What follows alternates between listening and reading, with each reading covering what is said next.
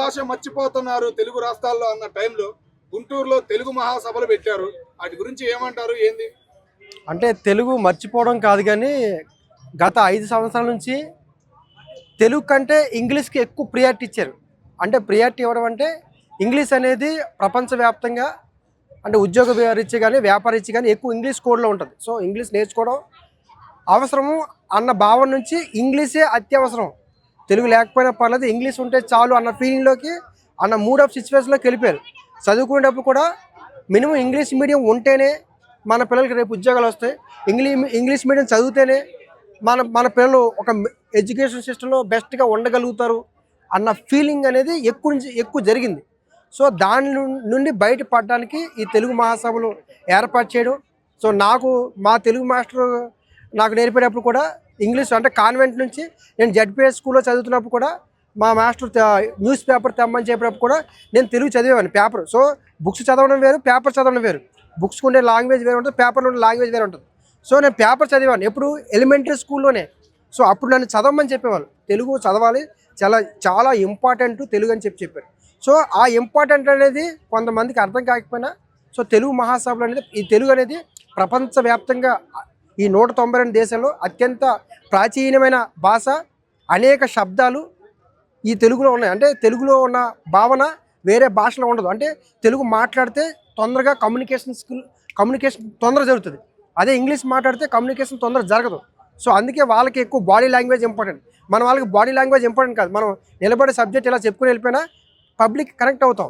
కానీ ఇంగ్లీష్ వాళ్ళకి కాదు. కాబట్టి తెలుగు అనేది భాష, శబ్దాలు ఇవన్నీ కూడా చాలా ఇంపార్టెంట్. అంటే మన ఈ యొక్క తెలుగు భాష అనేది ప్రపంచంలో చాలామంది నేర్చుకుంటున్న భాషలో చాలా కష్టమైన భాష.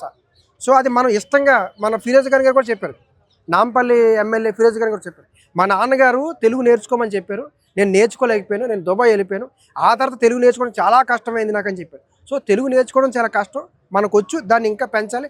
జడ్జిమెంట్లు కూడా ఇప్పుడు కోర్టుల్లోనే తెలుగు జడ్జిమెంట్లు ఇవ్వాలని డిమాండ్ ఉన్నాయి, చాలా రాష్ట్రాలు ఇచ్చారు కూడా. సో తెలుగు భాష చాలా ఇంపార్టెంట్. అట్లాగే కర్ణాటకలో మిగతా రాష్ట్రాల్లో మన తెలుగు వాళ్ళకి ఇప్పటికీ చాలా దెబ్బలు ఎదురవుతున్నాయి. ప్రెజెంట్ వచ్చి అయ్యప్ప స్వామి దగ్గర కూడా మనకి దెబ్బలు తగులుతున్నాయి. వాటి గురించి ఏమంటారు సార్? మరి అయ్యప్ప మా శబరిమల నేను 2 సార్లు వెళ్ళా, పెద్ద పాదం వెళ్ళా, చిన్న పాదం వెళ్ళా, 2 సార్లు కూడా. అక్కడ పూర్తిగా కమర్షియల్ కోణంలోనే ఉంటుంది.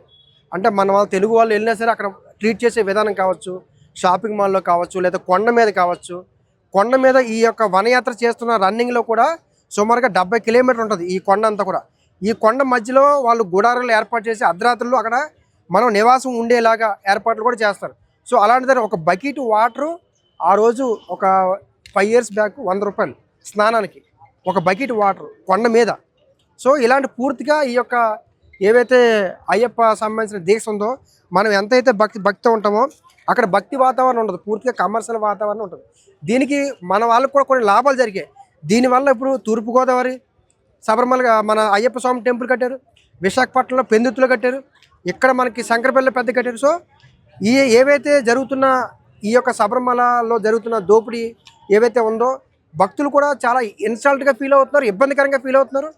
ఎవరినైనా మన తెలుగు వాళ్ళ తరపున ఆ టెంపుల్లో గతంలో మురళీమోహన్ గారు ఉండేవారు, ఆ తర్వాత నుంచి ఎవరు లేరు, దాన్ని పట్టించుకునే వాళ్ళు లేరు. ఎంతమంది భక్తులు మనకి అక్కడికి వెళ్తున్నా సరే ఎవరు పట్టించుకునే వాతావరణం లేదు అక్కడ. సో అక్కడ ఉన్న గవర్నమెంట్ కూడా ఇది విఫలం అవ్వాలి అనే యాంగిల్లో అక్కడ ఉన్న కమ్యూనిస్ట్ గవర్నమెంట్ కూడా ఆలోచిస్తుంది. సో 2 సమస్యల వల్ల మన వాళ్ళు బట్టలు కూడా పట్టుకొని లాగి మ్యాన్ హ్యాండ్లింగ్ చేసిన సందర్భం ఆ వీడియో చూశాను పోలీసులు. సో మన వాళ్ళని అలా ట్రీట్ చేయడం ప్రధాన కారణం ఏంటంటే మన సభ్యులు కూడా అక్కడ ఉండాలి. ఆ యొక్క దేవస్థానం యొక్క ఇప్పుడు తిరుమల తిరుపతి దేవస్థానం ఉంది.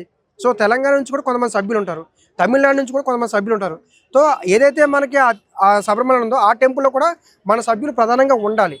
సో అలా ఉండగలిగితే ఎప్పటికప్పుడు మన వాళ్ళకి జరిగిన నష్టం కావచ్చు, ఇబ్బంది కావచ్చు, కంప్లీట్ రూపంలో చెప్పే అవకాశాలు ఉంటాయి.